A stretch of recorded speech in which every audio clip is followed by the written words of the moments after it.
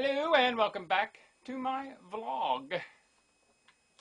We are on to Sophisms of the Protectionists, part 17, and it's the chapter 4, the fourth part of it, equalizing of the facilities of production. This is the final part of it. I have so far taken my examples from human inventions, but will now go on to speak of natural advantages. In every article of production, nature and man must concur. But the portion of nature is always gratuitous. Only so much of the usefulness of an article as is the result of human labor becomes the object of mutual exchange, and consequently of remuneration. The remuneration varies much, no doubt, in proportion to the intensity of the labor, of the skill which it requires, of it being apropos to the demand of the day, of the need which exists for it, of the momentary absence of competition, etc. But it is not the less true in principle that the assistance received from natural laws, which belongs to all, counts for nothing in the price. We do not pay for the air we breathe, although so useful to us that we could not live 2 minutes without it. We do not pay for it because nature furnishes it without the intervention of man's labor. But if we wish to separate one of the gases which compose it, for instance, to fill a balloon, we must take some trouble and labor. Or if another takes it for us, we must give him an equivalent in something which will have cost us the trouble of production. From which we see that the exchange is between troubles, efforts, labors. It is certainly not for hydrogen gas that I pay, for this is everywhere at my disposal, but for the work that it has been necessary to accomplish in order to disengage it. Work which I have been spared and which I must refund. If I am told that there are other things to pay for, as expense, materials, apparatus, I answer that still in these things it is the work that I pay for. The price of the coal employed is only the representation of the labor necessary to dig and transport it. We do not pay for the light of the sun, because nature alone gives it to us, but we pay for the light of gas, tallow, oil, wax, because here is labor to be remunerated. And remark that it is so entirely labor and not utility to which remuneration is proportioned, that it may well happen that one of these means of lighting, while it may be much more effective than another, may still cost less. To cause this, it is only necessary that less human labor should be required to furnish it. When the water carrier comes to supply my house, were I to pay him in proportion to the absolute utility of the water, my whole fortune would not be sufficient. But I pay him only for the trouble he has taken. If he requires more, I can get others to furnish it, or finally go and get it myself. The water itself is not the subject of our bargain, but the labor taken to get the water.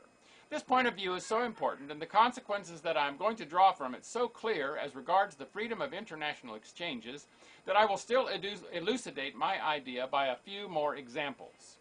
The alimentary substance contained in potatoes does not cost us very dear, because a great deal of it is attainable with little work. We pay more for wheat, because to produce it, nature requires more labor from man. It is evident that if nature did for the latter what she does for the former, their prices would tend to the same level. It is impossible that the producer of wheat should permanently gain more than the producer of potatoes. The law of competition cannot allow it. If by a happy miracle the fertility of all arable lands were to be increased, it would not be the agriculturist but the consumer who would profit by this phenomenon, for the result of it would be abundance and cheapness. There would be less labor incorporated into an acre of grain, and the agriculturist would be therefore obliged to exchange it for a less labor incorporated into some other article. If, on the contrary, the fertility of the soil were suddenly to deteriorate, the share of nature in production would be less, that of labor greater, and the result would be higher prices. I am right then in saying that it is in consumption in mankind that at length all political phenomena find their solution. As long as we fail to follow their efforts to this point, and look only at immediate effects, which act but upon individual men or classes of men as producers, we know nothing more of political economy than the quack does of medicine, when, instead of following the effects of a prescription in its action upon the whole system, he satisfies himself with knowing how it affects the palate and the throat. The tropical regions are very favorable to the production of sugar and coffee. That is to say, nature does most of the business and leaves but little for labor to accomplish. But who reaps the advantages of this liberality of nature?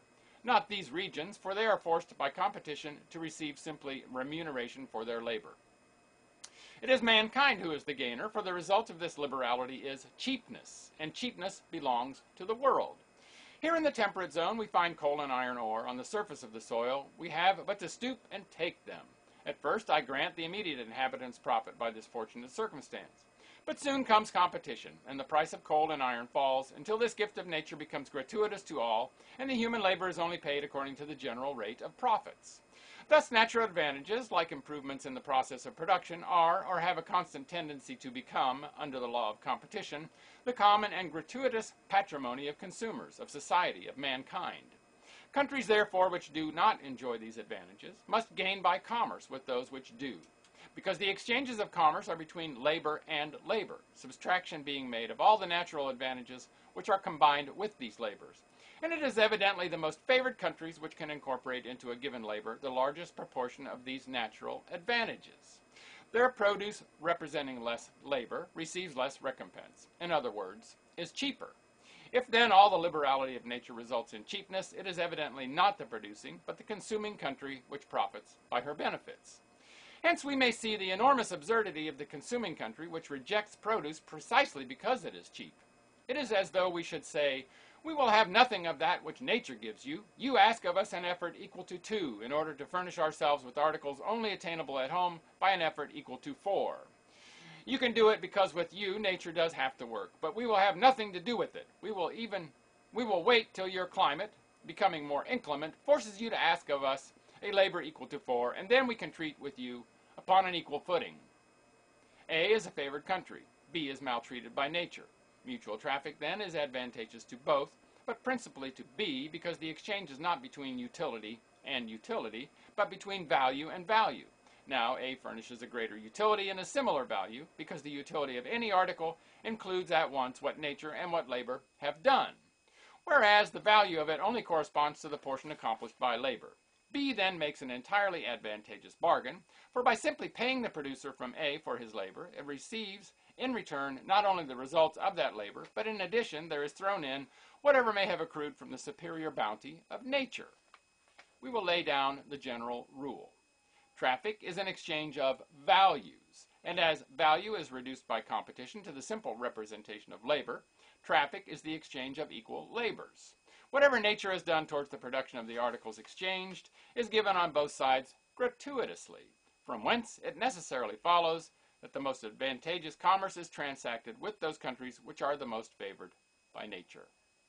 That's the end of chapter 4. And there will be more tomorrow. Make it a great day, and bye for now.